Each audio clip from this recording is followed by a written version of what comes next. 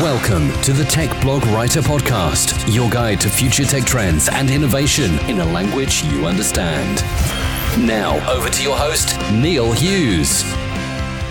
Welcome back to the Tech Blog Writer Podcast. Now, today's episode is going to be a bit of a struggle because your podcast host has eaten and drank too much, but moved very little in the last 2 to 3 days. However, I am back to interviewing tech leaders, CEOs, entrepreneurs, futurists and thought leaders, and even the occasional celebrity.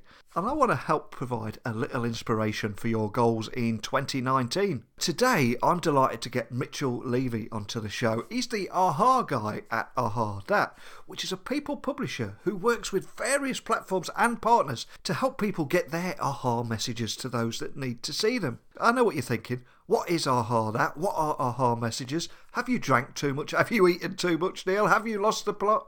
But the answer to these and many more questions are about to be revealed as I beam your ears all the way to Cupertino so we can speak with Mitchell Levy from AHAthat. So a massive warm welcome to the show, Mitchell. Can you tell the listeners a little about who you are and what you do? Sure. I'm Mitchell Levy, the AHA guy from AHAthat, and I empower experts, thought leaders, and companies to share their genius. All right, so you say, well, what does that mean? At the end of the day, we all have some inherent power in us. There are things that we do. There are ways that we serve an audience. And what has to happen is we need to communicate to that audience that we are experts at what we do. And let me give you a tiny definition, an easy definition of expertise. If somebody pays you to do something for them, guess what? You're an expert. You get more than one person doing it, you really have expert. You got a lot of people doing it, you become a recognized expert. So what we do is a done-for-you book writing service where we focus on your expertise and make it easy for you to share to other people that you are expert at what you do, what you get paid on, what you do to help other people solve the issues, solve the problems that they have. Now you're talking my language. Now, when I was researching you, I quickly learned that you are the AHA guy at AHAthat, which is a people publisher that works with various platforms and partners to help people get those AHA messages to those who need to see them. But for people hearing about me talking about AHA moments for the very first time, can you just tell them exactly what AHA messages are and exactly what the AHA platform is too? Oh, sure. And by the way, I noticed when you were writing that you do the AHA A-HA, yeah. And some people do AHA AHAA. So here's what we do. AHA is AHA. There's no right or wrong. It's just we chose this one. So I use AHA AHA. So the platform is AHAthat, AHAthat.com. First, let's start with an AHA message. It is a short 7-second, 5-second soundbite that absolutely gets you thinking about the world in a different way. So I did a TED Talk, and it was on the title was called Being Seen and Being Heard as a Thought Leader. And I also wrote a book that's in hardcover paperback. And what I want to do is let me read for you an AHA message from the book so you get a feeling about what that is. I'm going to read AHA number 4, which actually happens to be from a guy by the name of Robert Clancy that has 500,000 followers on Facebook. And here's what it says. It says, good thought leaders are at the top of the mountain. Great thought leaders are at the bottom of the mountain, helping others climb up. Wow. Okay, that was what, 4 seconds, 5 seconds? Yeah. When you hear that, you can't help but say to yourself, well, first, am I a thought leader? Okay, or you're a thought leader or recognized expert. Second, am I standing at the top of the mountain barking orders, or am I at the bottom of the mountain helping people get up? Am I at the bottom of the mountain? What am I doing tomorrow to help other people climb up? What are things that, if you start saying to yourself, based on one simple thing you hear, you say to yourself, ask yourself all these questions, that's an AHA message. It's designed to help people recognize your expertise of what you do. As a matter of fact, I do want to read one more, and this one is from a book called Being a Catalyst for Success. Author's name is Bill Wallace. He is by far the number one servant leader I've ever met on this planet. And so he's been running a group in Dallas, Texas called Success North Dallas for 30 years. And in his book, his AHA number 3, here's what it says, and tell me if it doesn't make you think differently. It says, living a good life is determined by the smiles that appear on the faces of others every time they see you, and they keep that smile after you've gone. Love it. Isn't that beautiful? Yeah, absolutely. And I've got to say, I must interject here and say that I think the only reason I spelled AHA the way I did was maybe revealed my love of 80s pop, or a guilty pleasure of 80s pop and the pop band AHA. But also, that's funny. But I mean, you are an accomplished entrepreneur that has created 20 businesses in Silicon Valley, including 4 publishing companies that have published over 800 books. But can you tell me more about your backstory and how it's helped your passion for spreading inspiration and empowerment to those that want to succeed in life? You know, as you could hear, I'm American. Yeah. That accent's hard not to distinguish.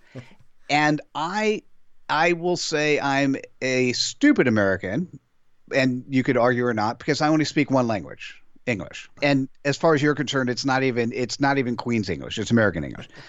That said, here's what I do speak.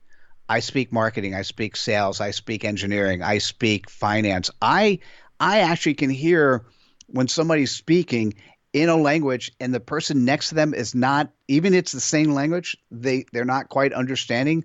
I'm a great translator of reading body language, seeing intuition, hearing what people are saying and putting it into the language of the recipient. How do you listen really well? And so I've always done that. When I was working for corporations, I did that.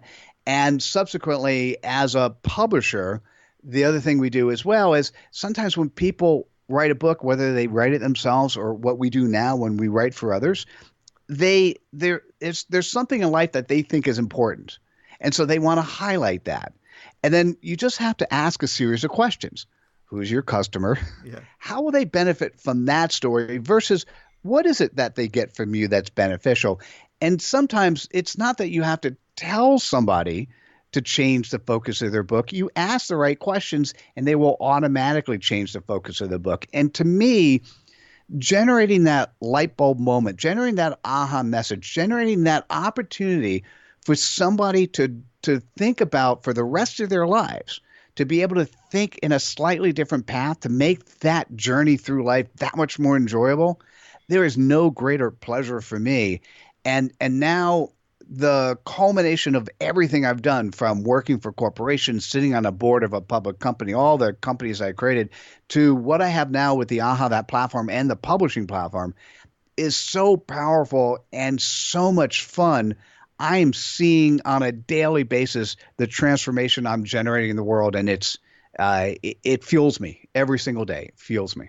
Absolutely. And like you say, it's incredibly powerful what you're doing there. And for those reasons alone, the AHA platform will be incredibly appealing to many people listening.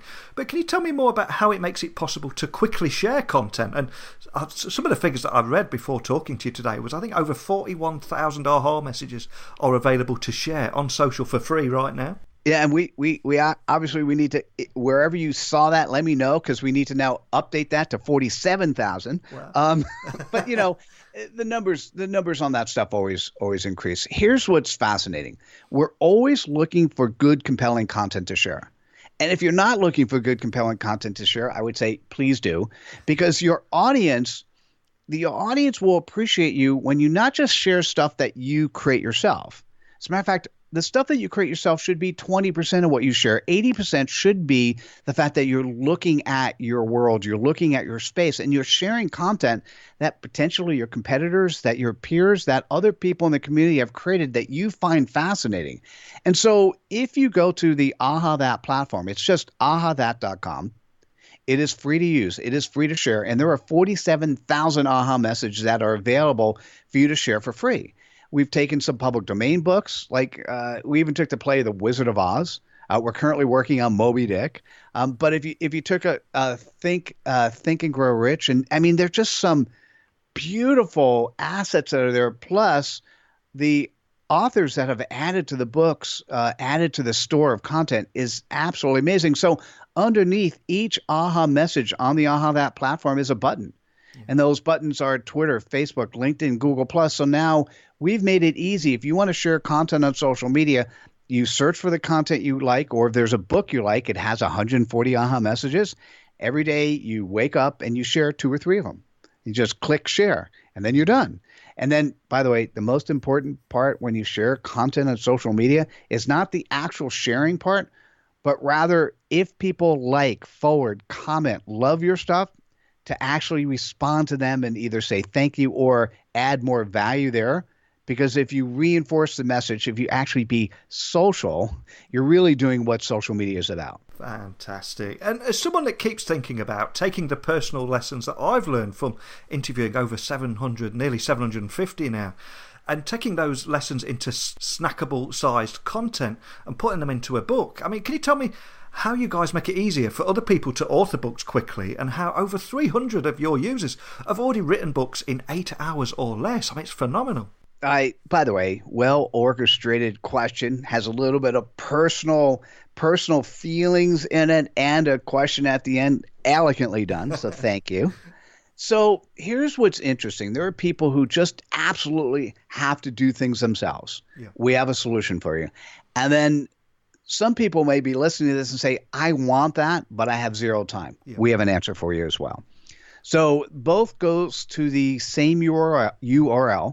If you go to AHAthat.com/author, so AHAthat, AHAthat.com/author, we actually have a 3-step writing process for writing. And it's you'll see it on the site, every tool, everything you need to make that happen without us being involved. So videos to watch, things to do. And by the way, if it's not clear there, we also have a writing school. And if you decided to write your own AHA books, let us know. And although there might be a cost to the writing school, if because you're on the program, let us know. We'll waive that cost because we want more people writing. And it's a very simple process. And I'm happy to go through it. But let me also say that for those that with no time, I will do a 2-hour interview, and I will pull the genius from your head. And from that 2-hour interview, graduates from the AHAthat writing school will then listen to the interview and write your manuscript. And so there's nothing easier than those two. And I would say probably whether or not you do an AHA book or not with us, step number one from the writing process is probably something you want to download and look at. It's essentially 4 questions. And those 4 questions are simple, what's your name, what's your bio. Probably the most important question, not just the title and subtitle of your book, but the most important question is, and we make it question number 1, who is the expected reader of the book? Mm-hmm. And what are their expectations? Now, let me tell you what that really says. Who is your prospect and what is their pain point? Because if you're writing a book today, the thing is people are not as interested. I know this sounds bad. They're not as interested in your life story, right? Those are the 1 in a million that get made into a movie and life goes. They're not interested in things you've done in the past. What people are interested in is with them. What's in it for me? Yeah.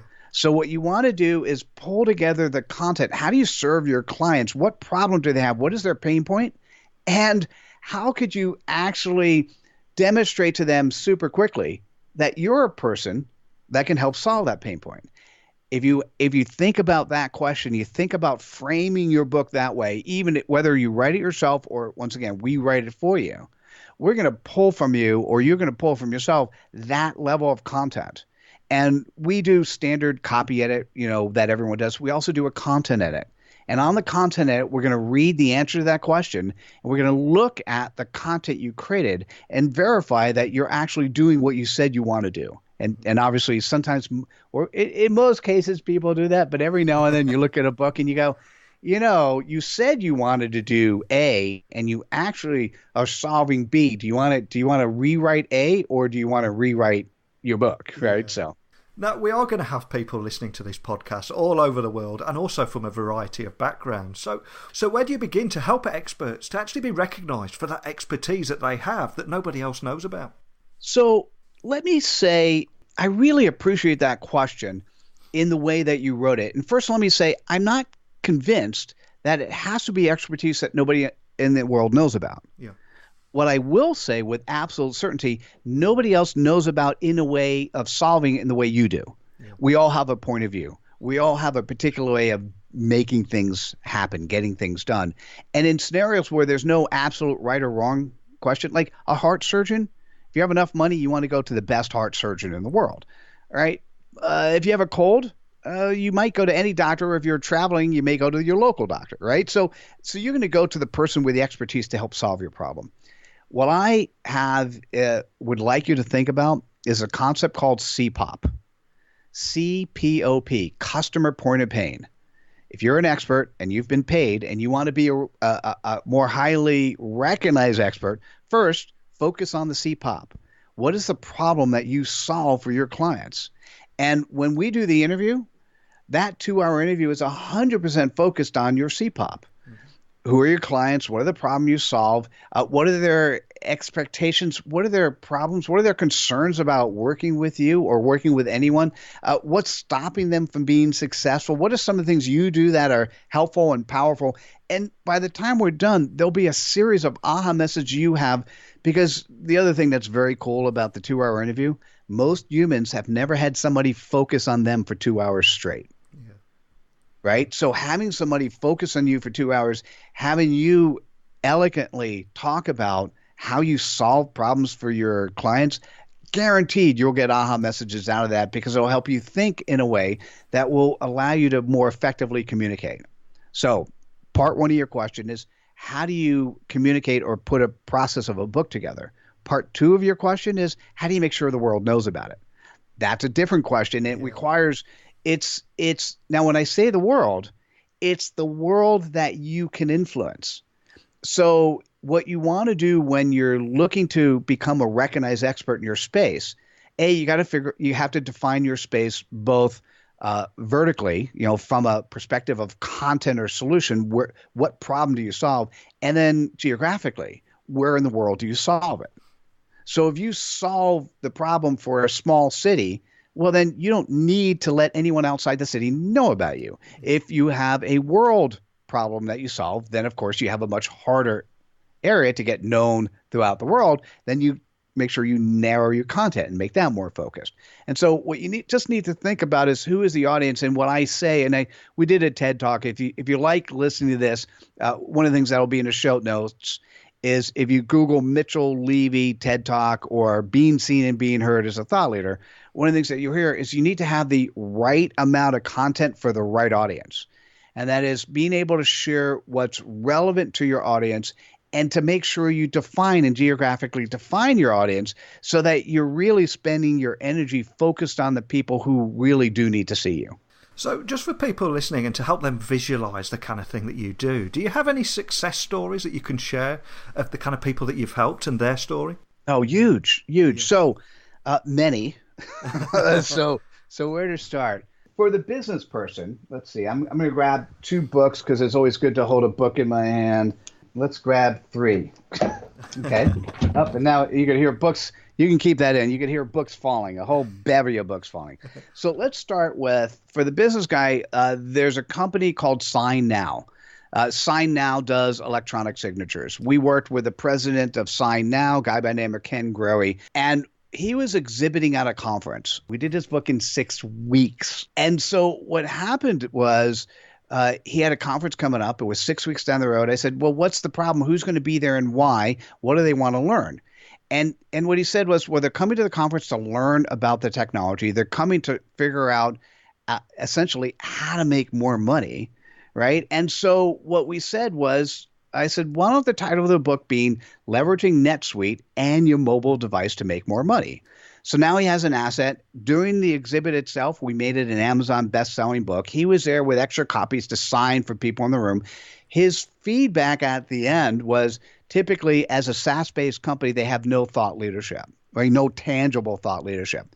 What he said was, he was able to increase the conversations where his typical ASP was $40,000 when they sold a client. He increased his ASP from $40,000 to $150,000. Because the interesting part is, the person who's actually at the event is the advocate, but not necessarily the decision maker. The advocate now had a autographed book, whether it's hardcover or paperback, signed by the president, brought back to the company and said, this is why we need to use this product, right? So very powerful. Excellent. Let's do this one. So Josh Jones at 26 years old was making $300,000. He knocks on doors selling solar equipment for roofs. Right. So Josh came to me, and he originally had written a book which was 70,000 words, And you know what? And he came to me at 27. At 27, when you write a blog post, 50% of what you write is borrowed from the internet. Yeah. That's really okay. But when you write a book and 50% is borrowed from the internet, that's not as good. So I came back to Josh and said, hey, Josh, listen, we're going to work on your book, but it might take us a year or so because we need to pull out the stuff that doesn't belong and put other stuff. In the meantime, why don't we create a show? So if you want to Google Grow Your 1099, Josh and I have done 40 plus episodes on the show. And we created a book called Don't Knock It Till You Knock It. And when I said to Josh, what is it you want to do? He wanted to be known as a thought leader to help people understand that door-to-door selling is not a negative, right? This is not a bad job to have. And so since he and I started working together, he's quit his company. He started his own. He's got a book, Don't Knock It Till You Knock It. His company now has 60 people working for him. And part of it is he now can hand people his book and say, oh, by the way, here's why you might want to join the profession. It's a really powerful way to do it. Brilliant. And so it's and I'm going to tell you one more, and you could decide if you want to kill it or keep it. The other one that's fun, give me a second to find it, and it's You're Crazy. Sorry, I have to find this one because what I said with Josh. So now, actually, for those that are listening, I was actually showing the book. I don't have it in front of me, so I'll just talk about it. Guy by the name of Joe Phillips. Joe runs a CEO networking organization in Southern California. Essentially, his organization has 20 seats. So if you're a CEO and you want to network, you pay a certain amount of money, and there's 20 seats available.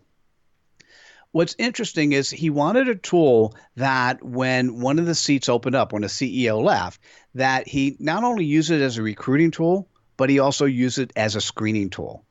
The title of his book, are you ready, is You're Crazy. How the hell are we going to do that?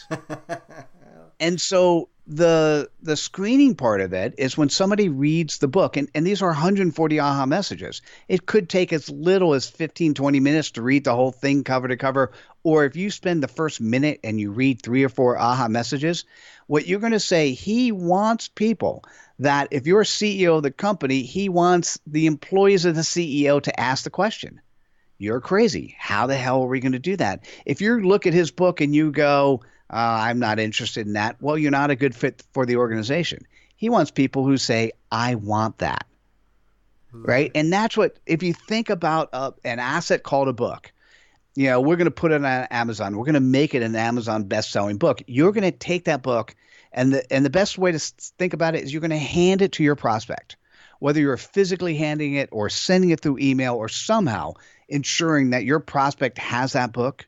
And what you want your prospect to be able to do is to say, I want that. Love it. Absolutely love it. But I am conscious we are at that time of the year where some people will be saying that dreaded phrase, new year, new me. So for anyone listening that is interested in being successful in life and business and wants to make those necessary changes to make it happen, what advice would you offer to make sure that their old self doesn't catch up with them and prevent them from achieving their goals?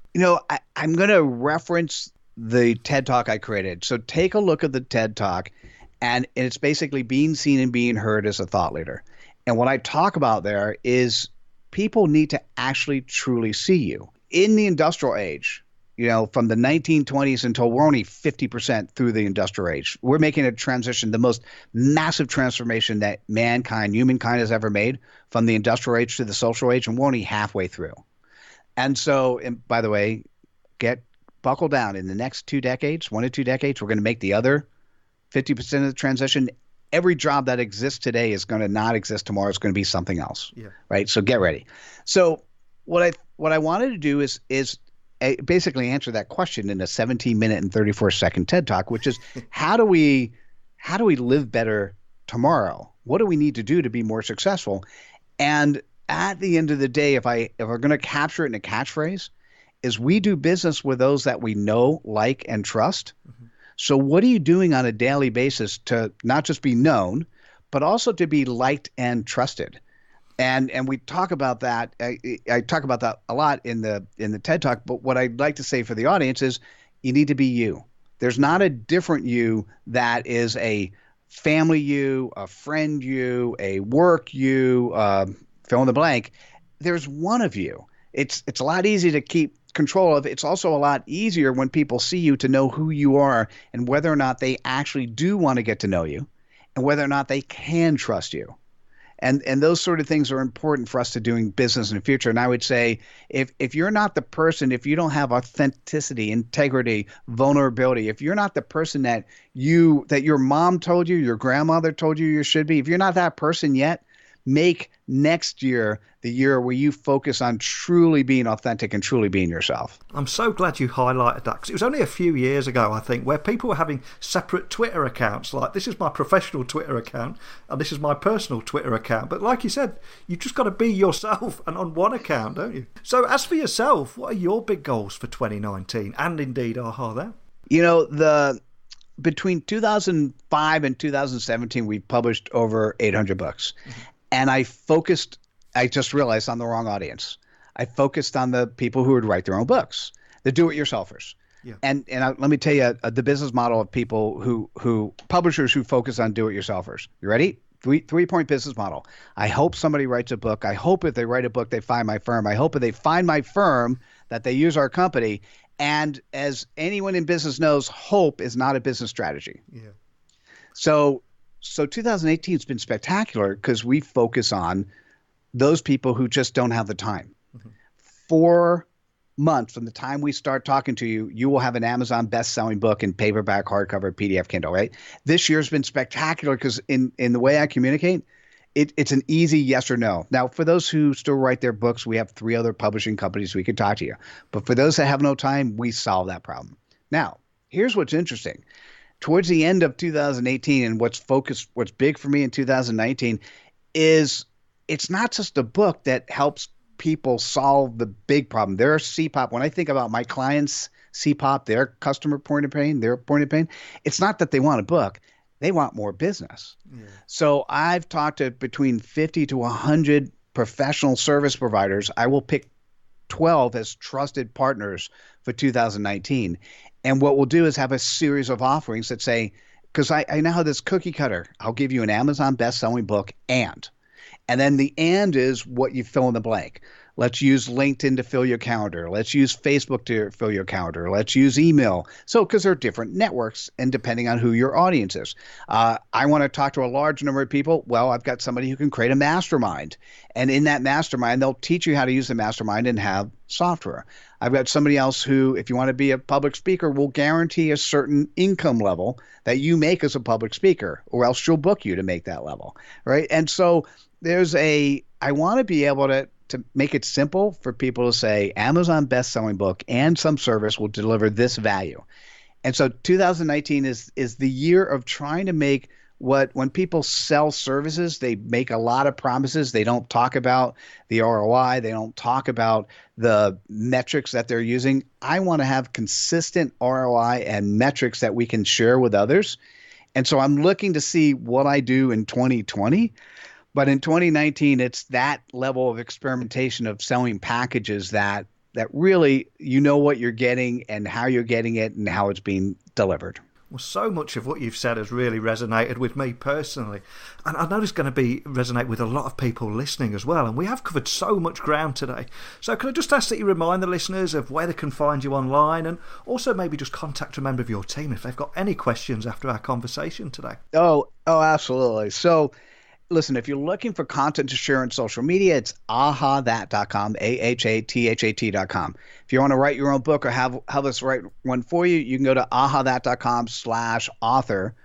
What I hadn't mentioned yet, if you want to listen to AHAmessages 24 hours a day, you can go to AHAthatradio.com. And authors of our books who have read their own books, we not only share them so that they're in audio versions, but they stream 24 hours a day. So you can listen to AHAmessages all the time. And then for me, I want to talk to you in the platform that you want to play on. So feel free to Google my name. It's Mitchel Levy. And the social media companies spend hundreds of millions of dollars to make sure that my name and their social platform comes on. So feel free to connect to me on Twitter, Facebook, LinkedIn, Google+, Snapchat, Instagram, Pinterest.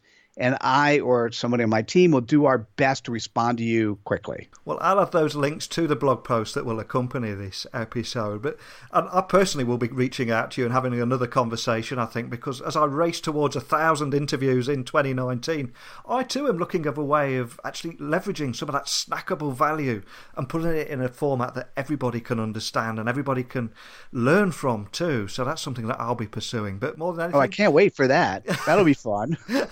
But more than anything, just a big thank you for joining me today and sharing your story. Thank you, Mitchell.